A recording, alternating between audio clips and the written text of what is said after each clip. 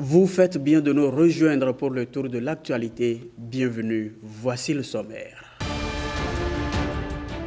Halte à l'utilisation frauduleuse des cartes d'importateurs et numéros IFU, la Direction générale des impôts sensibilise transitaires et commissionnaires agréés en douane sur les dangers liés à ces pratiques.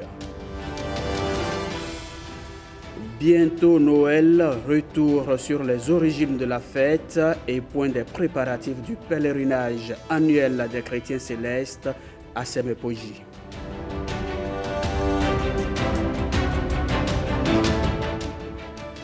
Dakar, Barthélémy Diaz, révoqué, quitte la mairie sous escorte policière, pendant qu'en Géorgie, aussitôt désigné, aussitôt contesté, le nouveau président est rejeté par des manifestants avant son entrée en fonction.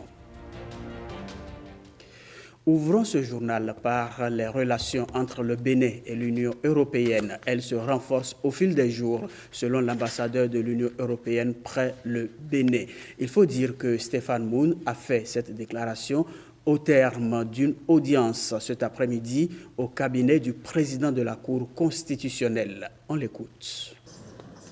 Nous avons abordé ensemble la relation entre l'Union européenne et le Bénin, qui est une relation qui est un partenariat historique très fort, puisque notre partenariat remonte à 1960, donc l'année de l'indépendance de votre pays. Nous avons un petit peu passé en revue les différents dossiers de ce partenariat. Aujourd'hui, l'Union européenne, en matière de justice, n'a plus de, on va dire, de partenariat direct avec le Bénin, mais se situe plutôt dans une approche régionale, notamment en matière de lutte contre la criminalité organisée et la lutte contre le terrorisme.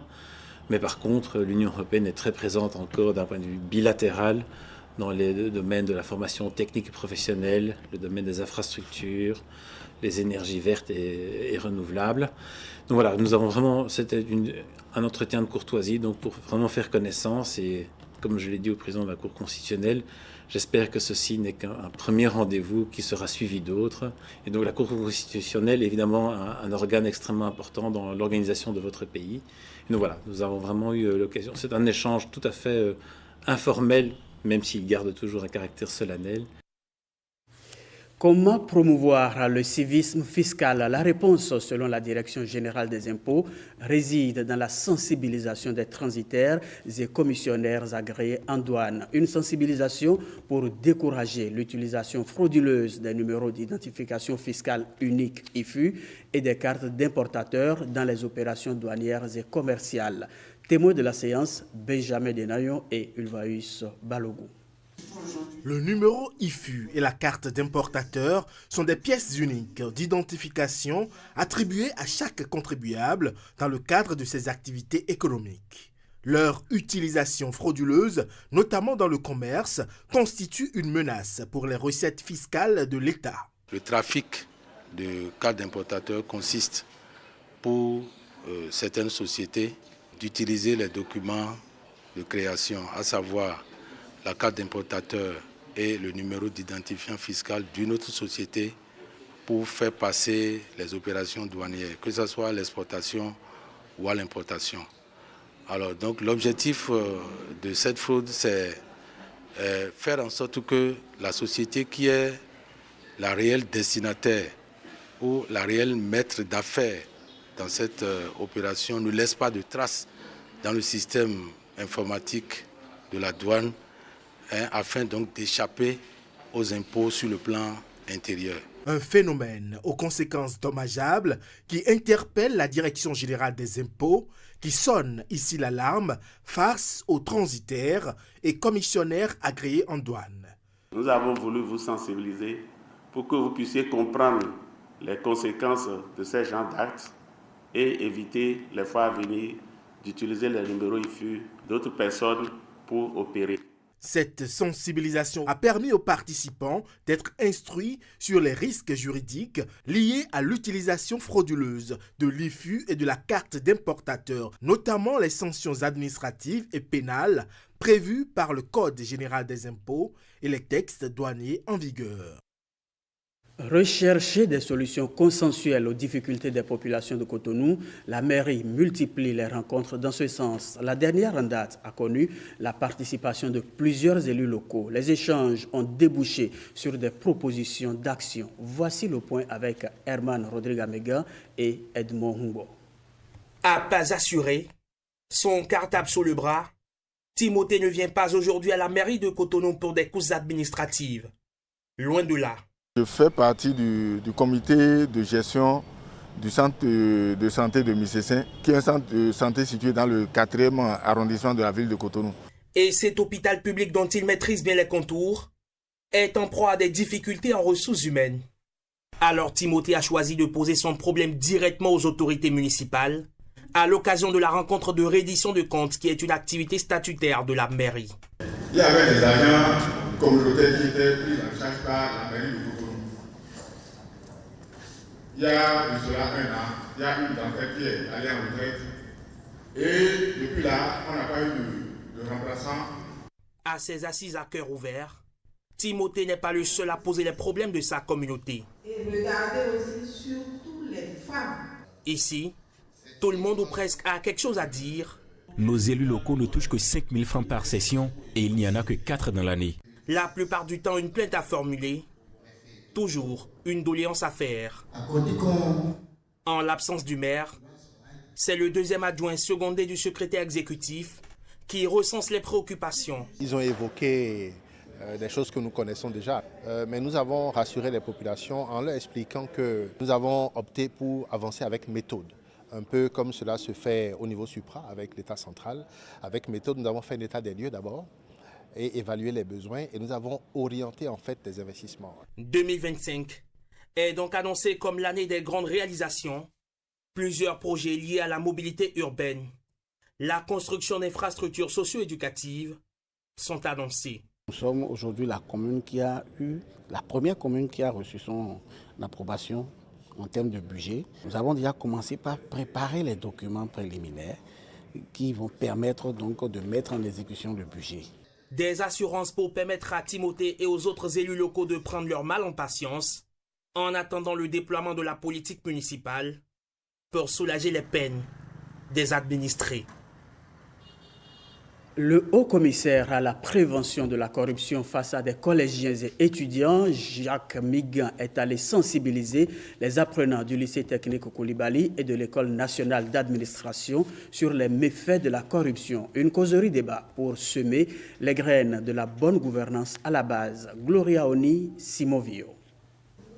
Un abus de pouvoir qui conduit à des fins illégales, généralement accompagné de pratiques contraires à l'éthique. La corruption. Elle se manifeste sous plusieurs formes. Elle freine le développement économique et aggrave les inégalités sociales. C'est pour cela que le Haut Commissariat à la prévention de lutte contre la corruption prévient le mal chez les jeunes consciences. Aujourd'hui, la prévention, c'est ce que nous sommes en train de faire.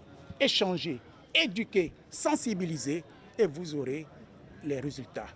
Mais c'est vrai, nous n'aurons pas les résultats sur 1 an, sur 2 ans, sur 3 ans. C'est un travail de longue haleine. Après le lycée Koulibaly, cap est ensuite mis sur l'école nationale de l'administration à Abomey-Calavi. Nous avions choisi de causer avec les élèves de l'ENA, c'est parce que c'est les futurs commis, les grands commis de la nation, de l'État. C'est les futurs fonctionnaires.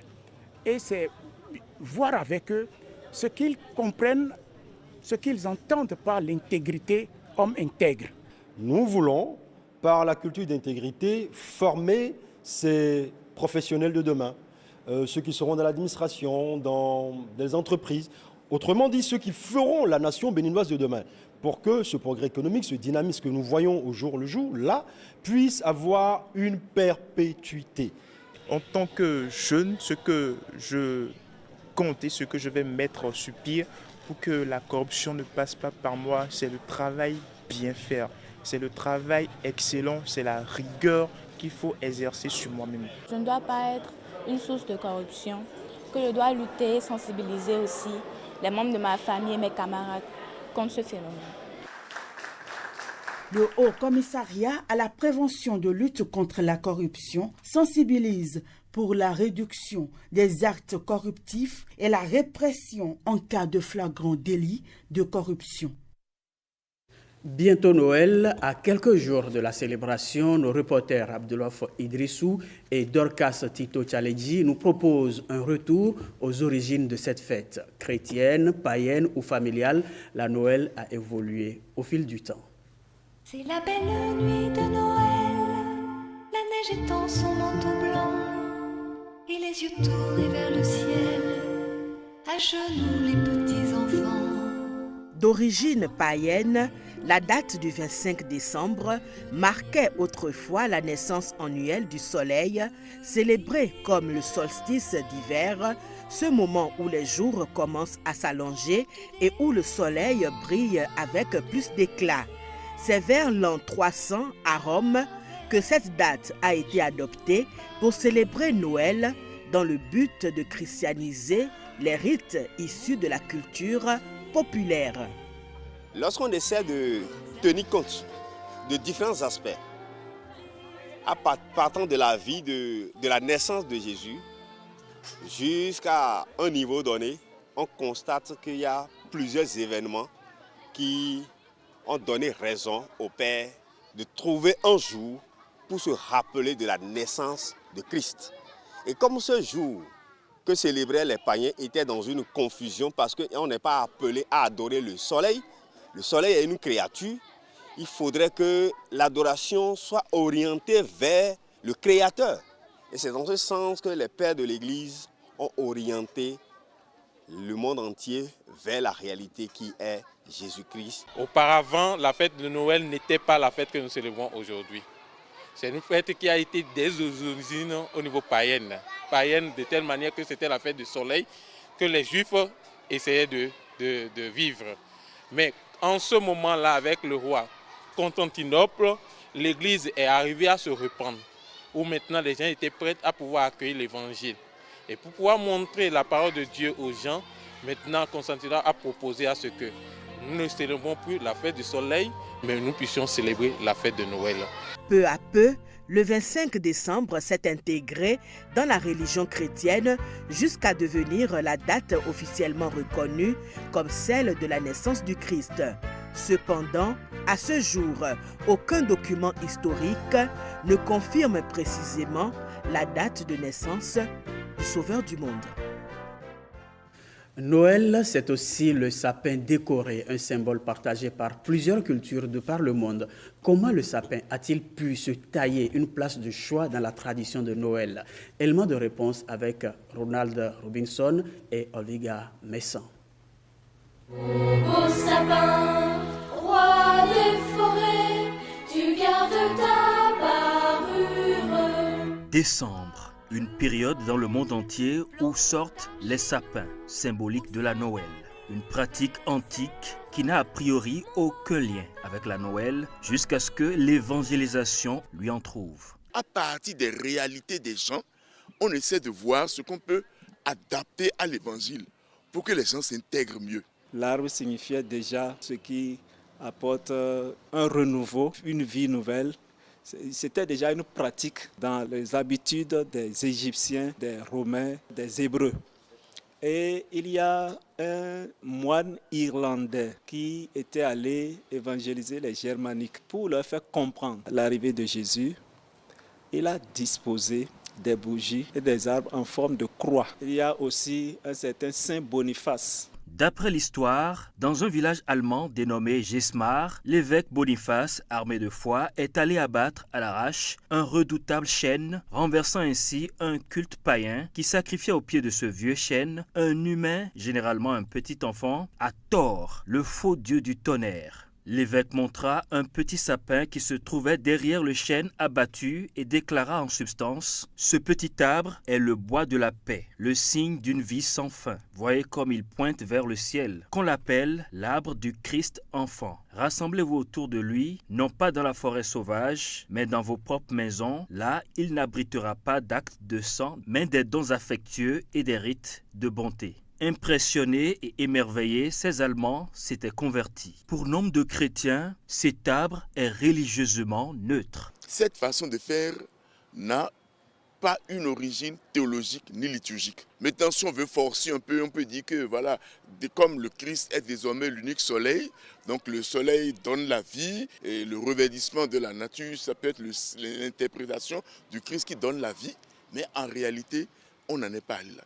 Je ne vois pas ce que ça nous apporte spirituellement. Même si la maison n'est pas décorée, si les cœurs sont bien décorés, je pense que c'est ce qui intéresse beaucoup plus notre Dieu. Par ailleurs, sur l'arbre de Noël, les feuilles pérennes du sapin symbolisent l'amour de Dieu. Les pommes, aujourd'hui devenues des boules, évoquent le péché originel et les bougies remplacées par des guirlandes lumineuses sont assimilées à la lumière du Christ. Bouclons le volet Noël par le pèlerinage annuel de l'Église du christianisme céleste. C'est dans quelques jours. Quelles sont les mesures prises pour assurer un bon accueil et la sécurité des pèlerins? La préfète du département de Lomé est allée s'imprégner du niveau des préparatifs. Elle n'y est pas allée seule. Calvador Awanou et Yves-Patrick Loco l'ont suivie dans cette descente. Marie à Côte-Rossou sur le site du pèlerinage de l'Église du christianisme céleste. L'autorité préfectorale s'inquiète du niveau des aménagements dans le cadre de ce rendez-vous annuel. Parmi les urgences, l'eau, l'électricité et la santé. Avant cette visite, nous avons tenu plusieurs séances, aussi bien au niveau central qu'au niveau du département, et un certain nombre de recommandations ont été faites.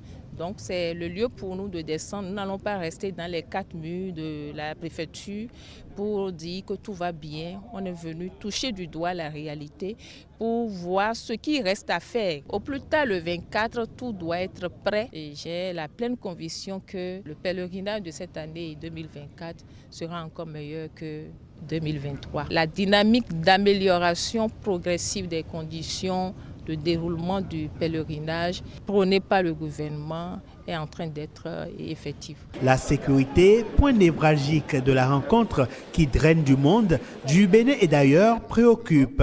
Le directeur départemental de la police républicaine est prêt à s'investir. Il y a un emplacement qui est dédié pour le marché sur le site. Donc tous ceux qui veulent venir au niveau du site pour vendre, et ils ont la latitude déjà de se rapprocher de la mairie et des organisateurs pour savoir l'emplacement du marché.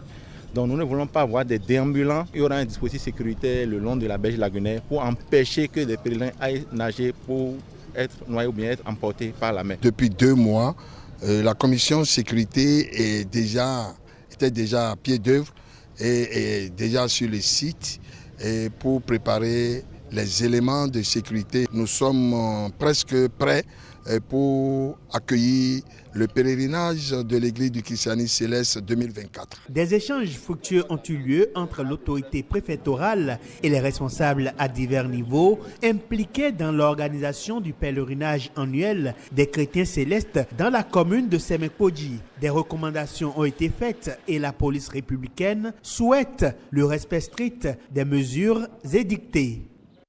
Le Bénin, capitale de la Biennale internationale de la danse, des danseurs de divers horizons ainsi que des professionnels d'art vivant se côtoient durant une dizaine de jours. À la cérémonie de lancement officiel, on retrouve Igor Ayosso et Patrick Jossou. Le festival Croisement, en chiffres, cela donne une Biennale internationale de danse et performance, 2 bulldozers en art vivant, coefficient en lettres R, Rachel et Richmé, Abossou et Tota, leur nom de famille. Le festival Croisement, c'est une grosse ambition pour faire que les danseurs béninois aillent à la rencontre d'autres danseurs du monde, d'Afrique d'abord. Et c'est important qu'entre artistes africains, qu'on arrive à se découvrir, qu'on arrive à se connaître, qu'on arrive à échanger. Le croisement, c'est également le croisement des hommes, croisement des cultures, croisement des talents, mais également croisement des arts. Nous avons la danse, nous avons la performance, nous avons l'art plastique, nous avons les critiques d'art, parce que le journalisme culturel, c'est très important pour les artistes en général, quelle que soit la discipline artistique. 4 structures impliquées. Walloden Center. ou alors une compagnie de danse qui a pour leitmotiv de faire de la danse un outil de développement, c'est-à-dire passer des messages à travers la danse, à travers le corps, à travers l'expression corporelle en général qui n'occulte pas l'expression orale. Institut français, mission de coopération suisse, agence de développement des arts et de la culture à DAC. La DAC a été créée pour cela, pour assurer le développement de toutes les disciplines d'expression artistique sans exclusive. 5 volets d'activités, 8 lieux et espaces culturels, artistiques et touristiques. 10 jours de prestations, du 7 au 16 décembre 2024. 12 pays représentés, 150 artistes et professionnels des arts vivants présents.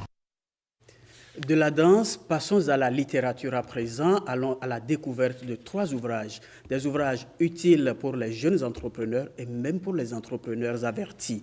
L'auteur Hippolyte d'Almeida expose les dispositions mentales et stratégiques nécessaires au succès en entreprise. Il a présenté ses livres à la presse. Alexis Quenom et Blaise Adampo nous amènent à mieux parcourir ces ouvrages.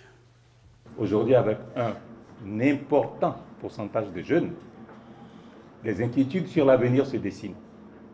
Et la question entrepreneuriale se retrouve forcément au cœur de la question démographique. Et c'est une ouverture dans le monde entrepreneurial que propose Hippolyte Salvador d'Almeida dans ses œuvres littéraires.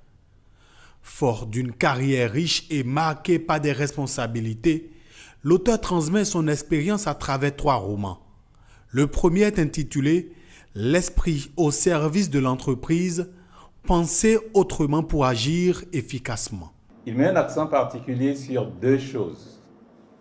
D'abord, les paradigmes, qui sont un peu les habitudes que nous avons et qui conditionnent un peu tout ce que nous faisons et qui sont un obstacle majeur à l'initiative entrepreneuriale. Et il met également l'accent sur la prise de conscience. Les 2 autres ouvrages sont la suite du premier, Réussir son projet d'entreprise, tome 1, l'engagement, et tome 2, l'accomplissement. Il résume la vision et les projets de l'auteur qui est engagé pour la promotion de l'entrepreneuriat. J'ai voulu offrir une boîte à outils, un certain nombre d'éléments qui permettent à ceux qui liront le livre d'avoir des repères. D'abord pour se construire et ensuite pour agir. Nous évoluons en effet dans un environnement où jusqu'à présent, nous privilégions 2 choses en matière entrepreneuriale. Le financement et le plan d'affaires. La réalité est qu'il ne suffit pas de créer une entreprise pour dire qu'on est entrepreneur. L'entrepreneuriat, c'est une aventure. Les 3 œuvres littéraires n'expliquent pas seulement les bases de l'entrepreneuriat. À travers chaque page, il plonge au cœur des stratégies, des émotions et des défis vécus par les entrepreneurs. Le sport comme outil de bien-être et de brassage en prélude à la soirée de gala des DSI Awards prévue pour ce soir. Les participants se sont donné rendez-vous ce matin à Fidjosé. Ils ont marché le long de la route des pêches sur des kilomètres. Benol Djogbe et Alessandra Djotan étaient sur le trajet. Directeur des systèmes d'information pour certains et responsable SI pour d'autres, ces cadres des administrations publiques et privées n'ont pas voulu manquer le rendez-vous. Au pas de charge et dans un mouvement d'ensemble, ils ont marché sur une dizaine de kilomètres avant de s'immobiliser. Place aux exercices physiques, une série de mouvements effectués sous la direction du coach sportif. Après près d'une heure d'intenses pratiques, le sentiment de bien-être est général. Cette activité, c'est très important pour nous les DSI. C'est des hommes de bureau, c'est des hommes qui sont tout le temps au clavier, c'est des informaticiens. Et pour nous, c'est de les faire sortir et de venir à ces genre d'activités pour se défouler, pour se regouvrer avec un coach professionnel. Et ça a été l'opportunité pour nous. Je transpire encore, donc c'était très, très, très intéressant. Ce n'est pas toujours évident de sortir les gens le week-end. Après une semaine, tout le le monde est fatigué. Donc moi, je suis plutôt content. Il y a des gens que moi j'ai vus ce matin que je ne connaissais pas. Donc c'est un plaisir. On ne pouvait pas rater cette occasion parce que c'est vrai qu'on participe et pour les événements et dans des panels avec des costards cravates. Mais c'est aussi une occasion aussi de se retrouver dans un cadre très agréable ici pour faire du sport, pour s'étirer et surtout pour échanger avec d'autres membres du club DSI et d'autres partenaires. La marche du jour s'inscrit dans le cadre des DSI Awards édition 2024. Prochaine activité au programme, le dîner de gala. Quelques nouvelles des Amazones U17 du Bénin. Elles ont croisé les crampons avec leurs homologues du Ghana jeudi dernier. À l'arrivée, l'équipe béninoise a malheureusement courbé les Chines sur un score sévère de 4-1. Voici les séquences fortes des 90 minutes de jeu avec nos envoyés spéciaux Jules Akwaikou et William Bassabi. Entrée en matière timide mais prometteuse pour les Béninoises dans le tournoi FOAB des filles de moins de 17 ans au centre technique de la Fédération ghanéenne de football. Un peu timorées au coup d'envoi, les pouliches de Ida Azonsou sont cueillies à froid par 2 buts, coup sur coup des Ghanéennes. Piquées dans leur orgueil, les jeunes Béninoises ont porté le danger dans le camp adverse sans réussite. Trop attiré vers l'avant, le Bénin subit la loi de Christiana Chiapou, l'attaquante ghanéenne très en verve, qui s'offre un hat-trick. Le score à la pause est de 4-0. De retour sur la pelouse, la donne change. Les joueuses béninoises sont plus agressives. Elles ne laissent pas le moins d'espace à l'adversaire. Le jeu est à l'avantage des jaunes qui vont être récompensés par le but de Yenido Gandonou qui d'une frappe croisée marque sur corner. 4-1.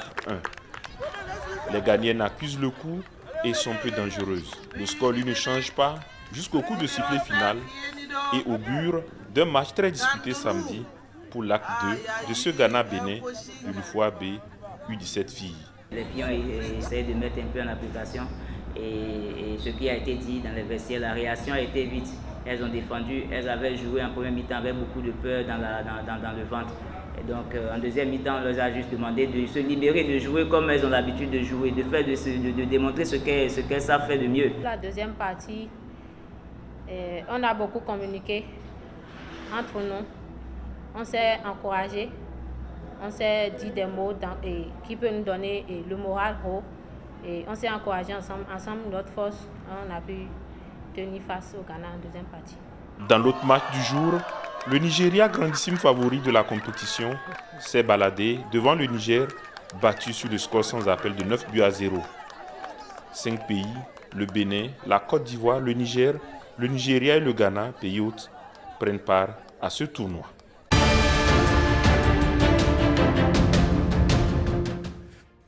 Bénin, le maire de Dakar révoqué, quitte la mairie sous escorte policière et dénonce une dictature. En Géorgie, des manifestants protestent contre le nouveau président désigné par le Parlement avant même son entrée en fonction. De leur côté, les Libyens espèrent pour la Syrie un avenir plus radieux que l'ère post-Kadhafi. La compilation est signée Gloria Oni.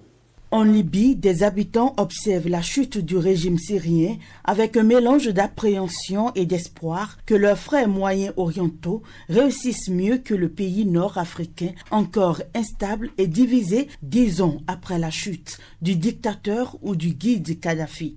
Pour nombre d'entre eux, la Syrie doit tirer les leçons des expériences vécues par d'autres nations pour pouvoir se reconstruire.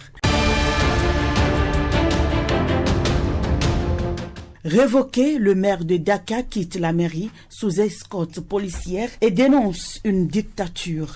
Barthélémy Dias, officiellement révoqué par l'État en raison d'une condamnation pour homicide, quitte la mairie escorté par des policiers qui ont défoncé une porte d'une salle de la mairie où il avait prévu de tenir une conférence de presse. C'est de la dictature, déclare-t-il.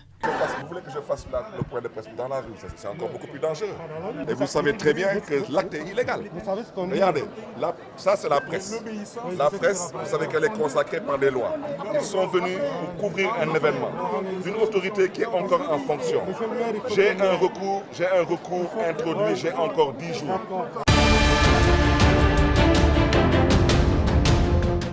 Des milliers de manifestants se rassemblent devant le Parlement géorgien alors que le collège électoral vote pour son nouveau président à la suite des résultats contestés des élections de fin octobre. Nous ne reconnaissons pas ce Parlement comme un Parlement légitime, déclare une manifestante et avocate spécialisée dans les droits de l'homme qui ajoute qu'ils ne reconnaissent aucune décision prise, aucune loi adoptée et bien sûr qu'ils ne reconnaissent pas cette procédure d'élection.